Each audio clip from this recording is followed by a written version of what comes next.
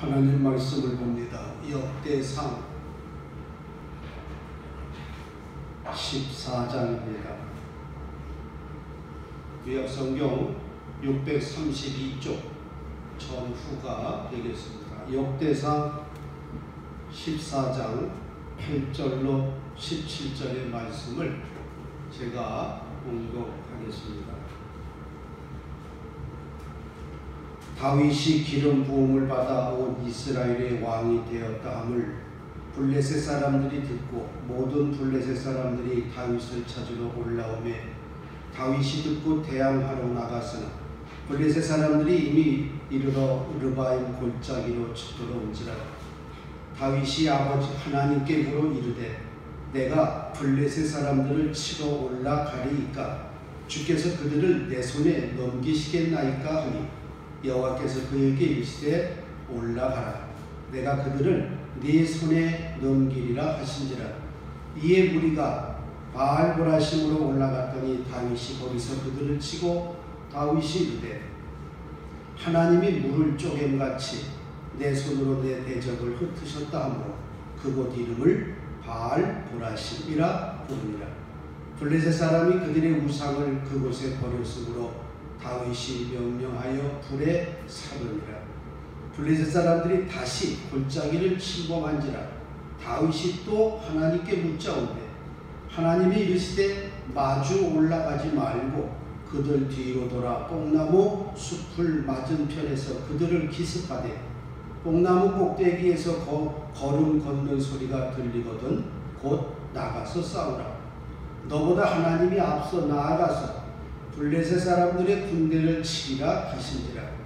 이에 다윗이 하나님의 명령대로 행하여 블레셋 사람들의 군대를 쳐서 기브온에서부터 게셀까지 이르렀더니 다윗의 명성이 온 세상에 퍼졌고 여호와께서 모든 이방 민족으로 그를 두려워하게 하셨더라. 아멘.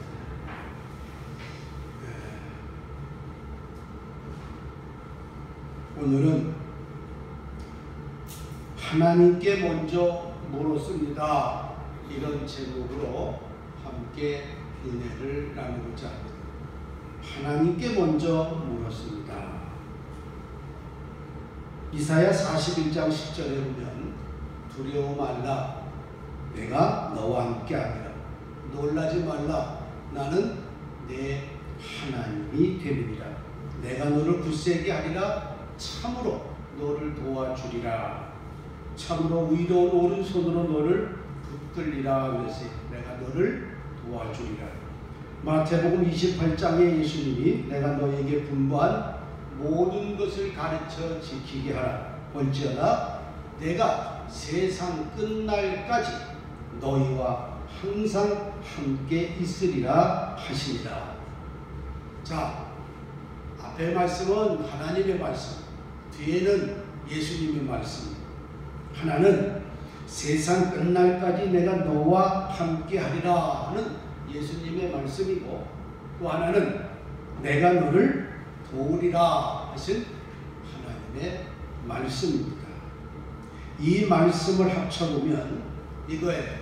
하나님은 나를 택하셔서 아들, 딸로, 자녀로 삼으신 후에는 내 사는 날까지 나와 동행하시면서 나를 도와주시겠다고 하는 약속의 말씀입니다. 바로 이 하나님의 약속의 말씀이 우리가 이 세상을 살아가는 힘이 되는 겁니다. 나와 함께 하시면서 나를 도우시는 예수님이 우리의 힘이 됩니다. 우리가 흔히 세상에서 그런 말 하잖아요. 나는 배경도 없다. 나는 백도 없다. 누군가가 뒤에서 정말 든든하게 나를 받쳐주고 밀어줄 때 우리는 배경이라고 얘기를 하고 백이라고 얘기를 해요. 우리는 아무런 백이 없어요. 그런데 오늘 전해드린 이 말씀, 우리와 함께 하시고 또 우리를 도우신다고 하는 이 성경에 나오는 약속의 말씀이 우리들에게 커다란 배경이 되고 빼게 된다는 얘기예요. 우리 그리스도인들은 이 세상에서 아무도 당할 자 없는 가장 큰 힘을 가진 사람이다. 할렐루야. 세상 일에 실패했어도 절망하지 마라. 왜? 내가 너를 도와주고 내가 너를 다시 일으켜 세우리라. 질병으로 고통당해도 너는 두려워 말라. 왜? 내가 도와줄게. 내가 다시 일어서게 해줄게. 나는 너와 함께하는 너의 하나님 됨이니 내가 너를 굳세게 하리라. 내가 너를 도우리라. 여러분, 우리가 힘들고 어려울 때 이런 말씀을 들으면 얼마나 힘이 됩니까? 걱정하지 마. 내가 해줄게. 라고 사람의 그런 얘기만 들어도 우리가 힘이 나잖아요. 아버지가 자녀들에게, 엄마가 자녀들에게 그런 얘기를 해도 어린 자녀들은 힘이 나잖아요. 무서울 게 없잖아요. 하물며 살아계신 하나님이 우리를 도와주신다고 하는데 우리가 얼마나 힘이 됩니까? 이 하나님의 약속의 말씀을 믿고 나아가니까 그 어떤 어려움도 두려움도 우리가 다 이겨 나아갈 수 있다는 겁니다. 하나님께 그래서 우리는 감사할 것이 참 많아요. 무엇이 감사하냐면 먼저 나를 택하여 주신 것이 감사하다. 택하여 주신 것뿐만 아니라 세상 끝날까지 함께 하심을 감사합니다. 그리고 항상 함께 하시는데 그냥 보고만 계시는 것이 아니라 우리를 도와주신다 그랬어요. 지켜봐 주시는 것도 감사한데 도와주신다는, 우리가 가다가 신앙의 길을 가다가 넘어 엎어질 때 그냥 보고만 계시는 하나님이 아니라 도우시는, 일으켜주시는 하나님이라는 얘기예요. 그래서 우리는 감사할 수밖에 없습니다. 자, 그런데 여기서 우리가 알아야 될 것이 있다. 이 뭐냐면 곁에 계신 하나님께 내 인생사를 물으며 살아야 된다. 이거. 하나님의 말씀, 예수님의 약속의 말씀은 분명해졌어요. 우리를 택하시고 끝날까지 우리를 돌보시고 지켜주시고 하나님의 계획대로 인도해 주신다고 하는 약속의 말씀은 분명한데 이제 그 놀라운 약속의 말씀이 기적으로 나타나기 위해서는 우리의 인생사를 하나님께 물으며 살아야 돼. 다시 말해서 하나님이 내 곁에 계신다 하더라도 그 하나님을 가까이 모시고 내 인생의 문제를 묻지 않는다고 하면 아무 소용이 없다는 얘기예요. 우리가 하나님을 가까이 모시고 산다 그런 말을 참 자주 하잖아요. 나는 하나님을 가까이 모시고 산다는 얘기는 뭐냐면 우리의 삶을 하나님과 함께 의논하며 산다 이런 뜻이에요. 자, 우리가 예를 들어서 부모님과 같이 산다고 합시다. 부모님과 같이 사는데 집안에 여러 문제가 있는데 부모님께 아무런 말씀도 안 드리고 상의도 안 한다고 하면 그는 같이 모시고 사는 게 아니에요. 가족이라고 하는 개념은 함께라고. 함께 사는 것이 가족이에요. 그런데 부모님을 모신다고 하면서도 따로에 자기 혼자 다 결정해버리고 자기들 혼자 생각하고 그러니까 그냥 있으나 마나한 부모가 된다는 얘기예요. 신앙도 마찬가지예요. 나는 하나님과 가까이 합니다. 나는 하나님과 함께 삽니다. 나는 하나님을 모십니다 하면서도 하나님과 함께 논의하지 않으면 안 된다는 얘기예요. 크고 작은 일들을 함께 나누며 사는 것이 함께 사는 거예요. 그래서 기쁠 때 같이 기뻐하잖아요. 슬플 때 같이 슬퍼하잖아요. 하나님과의 관계는 더해야 돼요. 언제나 우리 일상생활에 대해서 함께 의논하기를 원하십니다. 우리가 하나님의 자녀라고 하면 하나님은 뭘 기대하시냐면 그런 일을 나하고 좀 의논했으면 하고 기다리신다는 얘기예요. 나를 믿노라 하면서도 결정을 할 땐 자기 혼자 해버려요. 그것이 아니라 하나님은 원하십니다. 의논하기를 원하십니다. 어떻게 할까요? 어떻게 결정할까요? 예? 먼저 하나님께 의논하기를 원하신다는 얘기예요. 성경에서 지도자 중에 아주 가장 훌륭한 지도자를 뽑아라 하면 우리가 다윗 왕을 뽑습니다. 성경 역사뿐만 아니라 이스라엘의 역사에서 가장 훌륭한 지도자가 다윗 왕이에요. 많은 사람들로 하여금 존경을 받고 사랑을 받은 사람, 그리고 하나님의 사랑과 하나님의 복을 참 많이 받은 사람이 다윗 왕이에요. 하나님은 다윗의 자손들이 이스라엘을 계속 다스릴 것이라고 여러 번 약속도 하셨어요.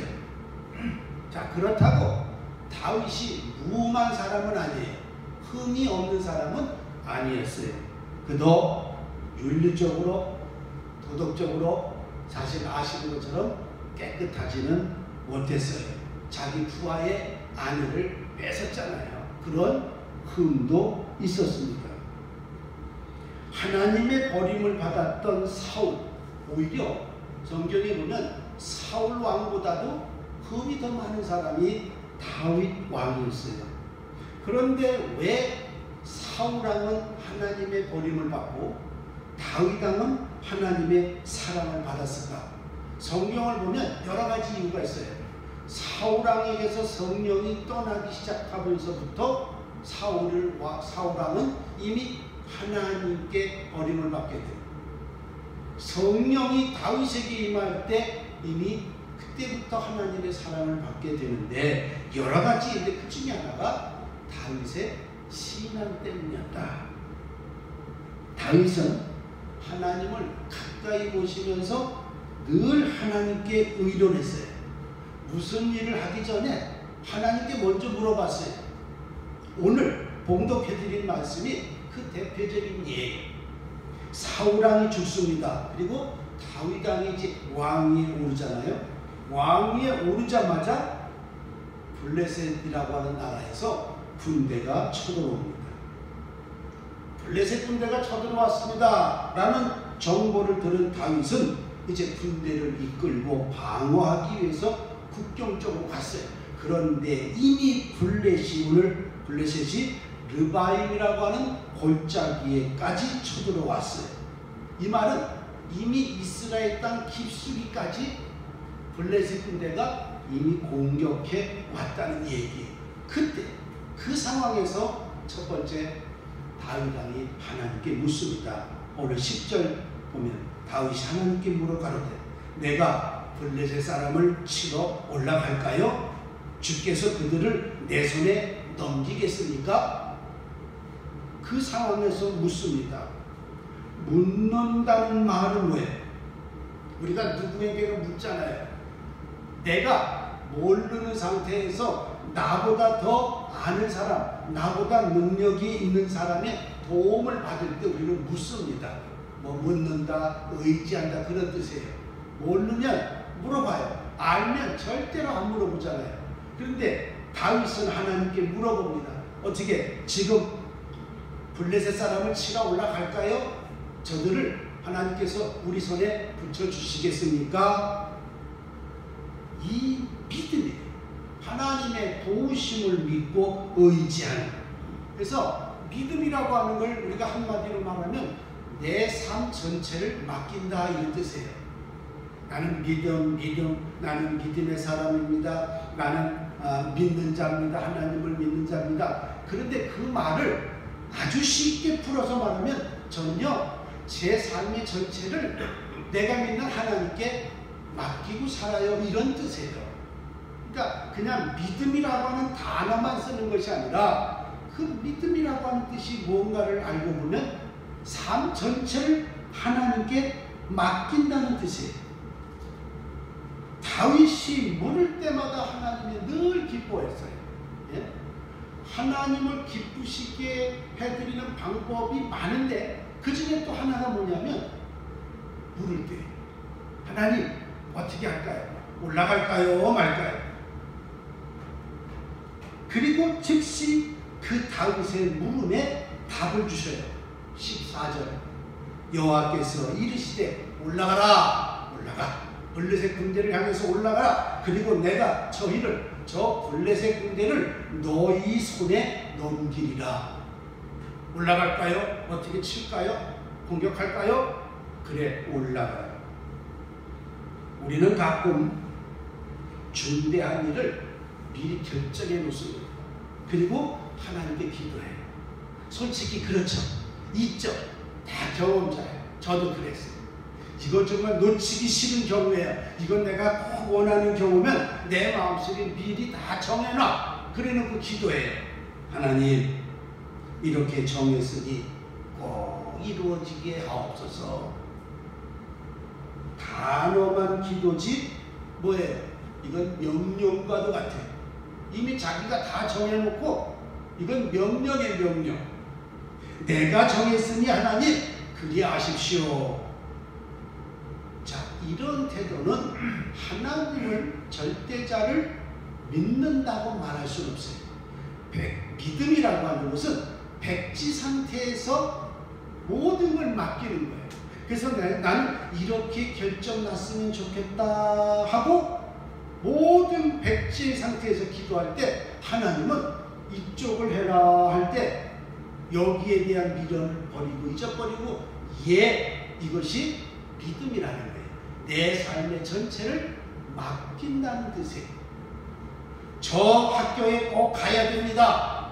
저 회사에 꼭 가야 됩니다. 제가 저 물건을 꼭 내가 사야 됩니다. 내가 1등 할 겁니다. 이미 다 정해놓고 하나님 앞에 그렇게 아시고 알아서 해 주십시오.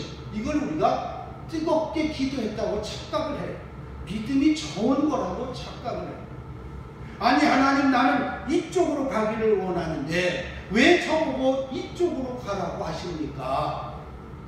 그렇지만 하나님께서 말씀하시니 내 뜻이 아니라 하나님의 뜻대로 가겠습니다. 이것이 믿음이라고 말하고 그 사람을 저 사람은 자기의 삶의 전체를 다 하나님께 맡기는구나 이렇게 말하는 거예요. 나는 갈 길 모르니 주여 인도하옵소서. 찬송가 가사입니다. 어디 가야 좋을지 나를 인도하소서. 어디로 가야 할지 모릅니다. 나를 인도하옵소서. 저는 방법을 모르겠습니다. 하니 방법을 가르쳐 주십시오. 여러분 지금까지도 그렇게 잘해 오셨습니다만은 앞으로는 더더욱 하나님께 묻기를 자주 하시고 그래서 하나님께 의논해서 하나님을 기쁘시게 드리는 저와 여러분의 신앙이 되시기를 바랍니다. 하나님 어떻게 할까요? 하나님 어떻게 할까요? 답을 정해놓는 것이 아니에요. 하나님 어떻게 할까요? 라고 할 때 올라가라. 그 블레셋 군대를 내 손에 붙이리라. 두 번째, 하나님께 묻고 하나님의 응답을 받으면 바로 순종을 해야 돼요. 하나님의 말씀에 계셨는데도 자기의 뜻이 맞지 않는다고 해서 불순종하면 결과는 실패입니다. 왜 하나님께 물어요? 하나님께서 말씀하시면 그대로 순종해서 일을 처리하려고 묻는 거 아니에요. 나보다도 하나님이 더 능력이 계시니까 우리가 하나님 앞에 묻는 거 아니겠어요? 그런데 하나님의 응답이 분명히 있었어요. 근데 뭐냐면 아니 그게 아니고요. 그게 아니고 내가 원하는 답이 나올 때까지 우리는 응답을 하지 않는다는 얘기예요. 이건 아니에요. 이건 아니에요. 신앙은 하나님의 자녀가 된 이후에 우리의 삶은 내 계획대로 내 마음대로 사는 것이 아니에요. 하나님의 말씀대로 사는 거예요. 이거는 영원한 불변의 진리인데 우리는 자꾸 거기다가 조건을 집어넣는 거예요. 하나님 이래서 그랬고 저래서 그랬고 자기 뜻에 성경 말씀을 꽤 맞춰서 해석하는 사람이 있어요. 네? 요즘 열방센터 있죠? 확진자 막 나오는 인터컴이라고 하는 선교센터인데 그거 보세요. 최바울이라고 선교사. 그 이답이에요. 자기 뜻의 성경을 해석을 해버린다는 거예요. 기가 막혀요. 한번 세뇌를 당하면 빠져나올 수가 없어요. 1차 때는 신천지가 난리를 치더니만 이 3차 때는 지금 열방센터에서 백투 모든 사람들이 예루살렘으로 모든 민족이 다 예루살렘으로 다 돌아오라. 그래서 이제 그게 열방센터 해갖고 하는데 좀 심각한 상태랍니다. 하나님의 말씀을 자기 뜻에 꽤 맞춰 해석하는 거예요. 자기의 목적 달성을 위해서 하나님의 말씀을 이용하는 거예요. 예, 맞습니다. 그렇지만 하고 자기 감정이 들어가고 자기 계획이 들어가는 거예요. 이건 온전한 신앙이라고 볼 수가 없어요. 그전에는 몰랐지만 하나님의 자녀가 되었다고 하는 분명한 믿음이 있다고 하면 만약에 나는 하나님 없이는 살 수 없습니다 라고 하는 믿음이 있다고 하면 무슨 말씀을 하시든 우리는 그 말씀을 듣고 응답을 해야 된다는 얘기예요. 그래야 우리 믿음이 온전히 자라게 되는 거예요. 여러분 중세기의 천주교가 많은 잘못을 저질렀잖아요. 역사를 보면 그때보다 부패한 적이 없었어요. 정권과 야합을 합니다. 그래서 많은 중생들을 괴롭혔어요. 종교재판이라고 하는 것이 중세기에 있었어요. 그래서 권력자들이 일반 서민들을 제압하고 하나의 정치적인 대적자들을 무너뜨리는 도구로 사용했어요. 그 당시 중세기 때 종교 재판을 보면 다 자의적으로 해석을 해버렸어요. 그래서 더더욱 많은 사람들이 어려움에 처해 있었습니다. 우리는 하나님께 묻고 응답을 받으면 바로 순종을 해요. 그래서 신앙생활이 어렵다는 거예요. 그래서 신앙생활하기가 끝까지 가기가 힘든 거예요. 끝까지 가니까 하늘의 상급이 있는 거란 말이에요. 그 십자가가 얼마나 무겁습니까? 예? 쉬고 싶은데 쉬지 못해요. 예? 지금은 쉴 때가 아니잖아요. 조금 쉬어야 되는데 지금은 더 급박한 상황이니까 말씀을 접해야 되죠. 기도를 또 해야 되죠. 내 생각, 내 뜻대로 하다 보면 신앙생활을 못해요. 그래서 하늘의 상급을 아무에게나 그냥 주는 것이 아니라 자기 것을 다 버리고 그 무거운 십자가, 고통의 십자가, 괴로움의 십자가, 외로움의 십자가를 지고 뚜벅뚜벅 주님을 향해 나아가니까 지금 받는 고난, 이 다음에 받을 그 영광과는 비길 바가 비할 바가 되질 않는다. 그런 하늘에 소망을 두고 살아가니까 남들 보기에는 성경 찬송가 하나 옆구리에 끼고 예배당 왔다 갔다 하니까 편한 것 같지만요, 우리가 신앙생활하는 것이 얼마나 힘든지 몰라요. 이 코로나 사태 때문에 교회 가는 것도 눈치 보면서 오잖아요. 예? 그렇다고 눈치 때문에 예배 안 합니까? 기도 안 합니까? 말씀을 해야 되잖아요. 그러니까 힘든 거예요. 하나님께 물었을 때 하나님께서 응답을 해주셨어요. 그러면 이제 행동을 해야 되는 거예요. 올라갔습니다. 올라가라 한다. 그 말씀에 의지해서 다윗이 치러 올라가요. 세 번째로 하나님께 묻고 인생을 사는 사람에게는 하나님께 거는 기대가 있어야 돼요. 그래서 언제나 소망적인 삶을 살아갑니다. 자, 다윗은 아무리 어려운 환경에 처한다 해도 비관하는 것을 보이지 않았어요. 아무리 어렵다 해도 왜? 하나님과 살기 때문에 하나님과 의논하며 살기 때문에 하나님께서 지금 이 상황에도 나와 함께 하실 것이라고 하는 기대감이 있게 되는 거예요. 다윗이 사울이라든가 그 원수들에 의해서 쫓겨가면서 정말 비참한 생활을 하잖아요.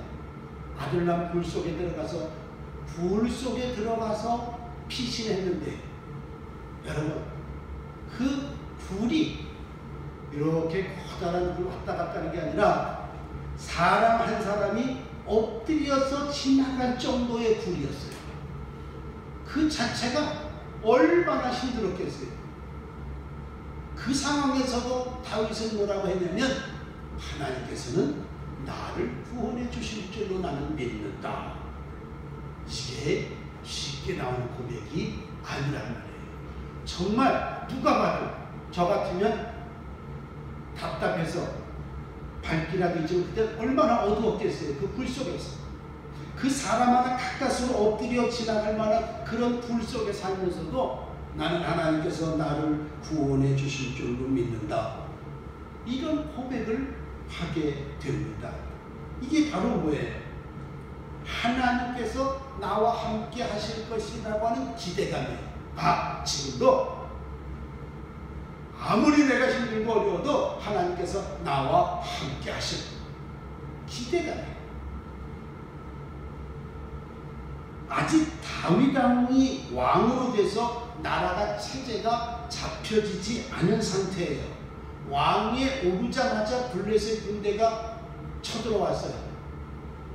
하나님께 물었더니 올라가라. 그래서 그들과 대적을 해서 그들을 물리칩니다. 손쓸 틈새도 없이 르바임 골짜기까지 점령했다 그랬잖아요. 자, 그 당시 첫 번째 공격을 했을 때 많은 장수들, 대신들, 참모들이 왕이시여 이건 아닙니다. 아직 갖춰지지도 않았고 다윗은 그 많은 소리보다 제일 먼저 뭐냐? 하나님께 물었어요. 자, 국무총리, 국방부 장관 어떻게 할까가 아니라 하나님께 먼저 물었어요. 이게 왕 위에 오자마자 아직 정비도 돼 있지 않은 오수선한 상태에서 블레셋 군대가 이미 우리 국경 안쪽으로 들어왔어요. 올라갈까요? 저들을 내 손에 붙여주실 거예요? 어떡할까요? 당당하고 자신있게 말합니다. 이게 왜? 하나님께 거는 기대가 있었다는 얘기예요. 여러분, 당당한 건 뭐예요? 이 뭔가 믿는 백이 있어서 그런 거예요. 야, 저게 또 왜 저래? 다윗은 지금 아무리 블레셋 군대가 공격해 온다 할지라도 지금 하나님이 나와 우리 민족과 함께 하시는 믿게 그는 당당하게 어떻게 올라갈까요? 저들을 우리 손에 붙여주시겠어요? 라고 물었던 거예요. 하나님은 얼마나 기뻤겠어요. 하나님을 의지하고 물어보잖아요. 다윗이 하나님 어떻게 할까요? 그럴 때 올라가라. 그 말씀을 듣고 행동으로 옮깁니다. 그래서 블레셋은 단숨에 물리쳐요. 하나님께서 함께 하시면 당할 자가 없다는 얘기예요. 자, 그들을 물리친 후에 다윗이 11절에 뭐라고 합니까? 하나님이 물을 쪼개같이 내 손으로 내 대적을 흩으셨다 하므로 그곳 이름을 바알브라심이라 부르니라. 자, 그런데 이어서 13절에 뭐라고 해요? 블레셋이 또 쳐들어와요. 한 번 전쟁을 치러서 졌는데 또 들어와요. 그러니까 다윗이 이번에 다시 묻습니다. 하나님 어떻게 할까요? 올라갈까요? 이럴 때 하나님은 다른 방법을 14절에 가르쳐줘요. 전에는 올라가라 그러는데 마주 올라가지 말고 저희들 뒤로 돌아 뽕나무 숲을 맞은편에서 저들을 엄습하는 방법이 바뀌었어요. 아니, 전에는 올라가라고 하셨잖아요. 다윗도 그런 생각 가지고 있을 테고 국방장관도 모든 대신도 아니 왕이시여 지난번에 그렇게 해서 우리가 이겼는데 이번에도 올라갑시다. 그런데 하나님은 올라가지 마라. 마주보고 올라가지 말고 저 뒤로 돌아서 뒤에서 복병으로 기다리고 있다가 쳐라. 방법이 달라졌어요. 내가 경험했던 방법, 내가 알고 있는 방법을 써먹으려고 했는데 하나님은 아니다. 올라가지 말라. 16절에 뭐라고 해요? 이에 다윗이 하나님의 명령대로 행하여 작전을 수행하여 블레셋 군대를 일망타진합니다. 기가 막힌 거예요. 첫 번째, 두 번째도 그렇게 하겠지만 또 다른 방법을 주니까 하나님은 또 뭐예요? 하나님의 명령대로 행하여. 아무 소리 없어요. 그냥 하나님의 명령대로 했어요. 이 두 번의 싸움에서 이제 다윗이 주변 국가에 명성이 떨쳐지고 많은 나라가 야, 너 이스라엘에 다윗 왕이라고 이번에 등극했는데 무시하더라. 이름만 들어도 두려워했다라고 성경에 기록되어 있습니다. 왜? 다윗은 하나님께 묻고 하나님께 거는 기대감이 있었어요. 뭐든지 하나님께 물어요. 여러분 하나님께 기도하세요. 그리고 하나님께서 이루어 주실 것에 대한 기대를 갖고 계세요. 그 기대만 있으면요, 코로나 경제적으로 육체적으로 심리적으로 어떤 문제가 있어도 문제가 되질 않는다는 거예요. 하나님께 저는 잘 묻습니다. 그러면 하나님이 말씀하실 때 어떻게 해야 돼요? 그대로 행하세요. 지난번엔 이렇게 하셨잖아요. 필요 없어요. 예. 왜? 하나님은 하나님의 방식대로 이루신다는 얘기예요. 이것을 경험하지 못하면 덜 와닿아요. 정말 이건 경험을 해야 돼. 야, 정말 하나님의 말씀대로 살았더니 힘들고 어려울 때 먼저 하나님께 기도해라. 야, 이게 뭘까? 당장 힘들면 나가서 돈을 벌어와서 쌀을 사야 될 거 아니에요.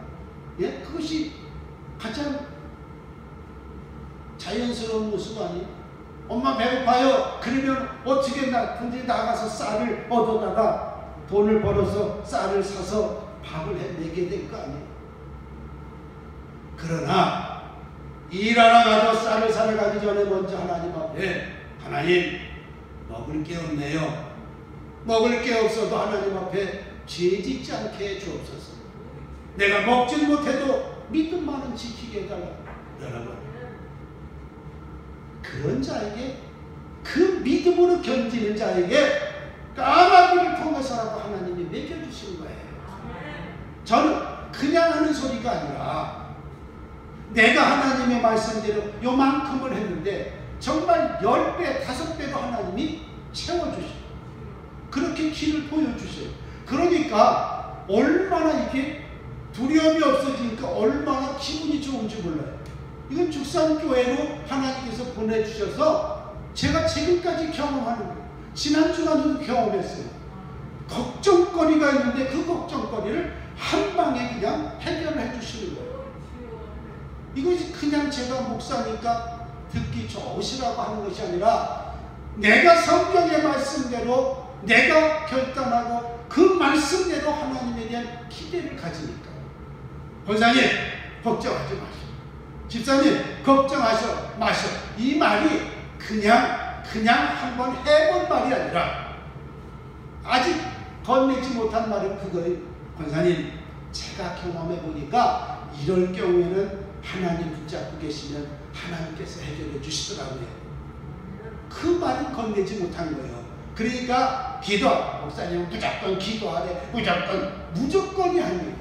내가 경험하지 못하고 내가 체험하지 못하면 그 얘기 자신 있게 못해요. 하나님 살아계시고 우리가 하나님의 자녀라고 하면 서두에 내가 너를 도우리라. 세상 끝날까지 함께 하리라고 약속하셨는데 믿음이 있노라 하면서도 그 말씀을 믿지 못하고 산다고 하면 어찌 우리가 세상 끝날까지 견뎌낼 수가 있겠느냐 이거. 그 믿음이 확신이 없으니까 중간에 낙심하는 거예요. 죽으면 죽죠. 주님을 위해서라고 하면 죽죠. 이런 각오만 가져도 하나님께서 모든 것을 이길 수 있는 능력을 주신다는 얘기예요.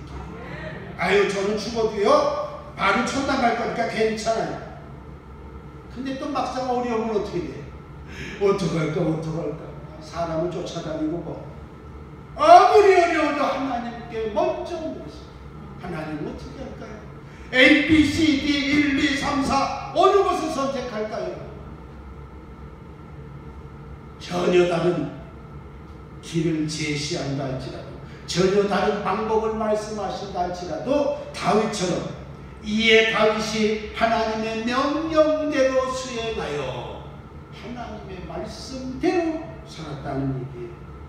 여러분, 2021년도 2020년도도 힘든 한 해였는데 올 한해도 어떻게 될지 몰라요. 그러나 오늘 말씀을 여러분 가슴팍에 새기시기 바랍니다.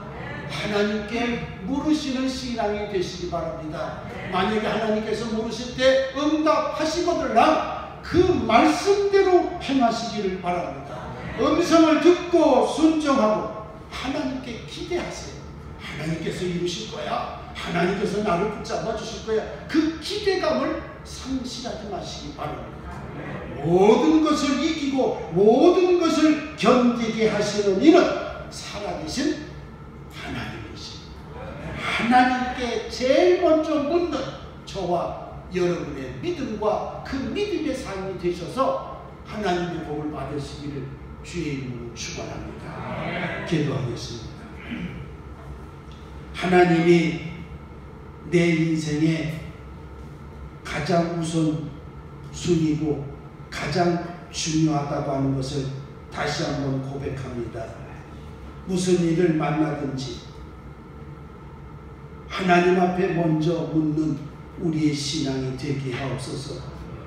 세상 끝날까지 함께 하시고 우리를 도와주신다고 하는 약속의 말씀 하나 부여잡고 오늘을 살게 하시고 이 한 달을 살게 하시고 이 한 해를 살게 하여 주옵소서. 저희들을 통해서 하나님의 놀라운 역사가 나타나기에 부족함이 없도록 저희들을 더욱 굳건한 믿음의 사람으로 붙잡아 주시옵소서. 예수님의 이름으로 기도드리옵나이다. 아멘.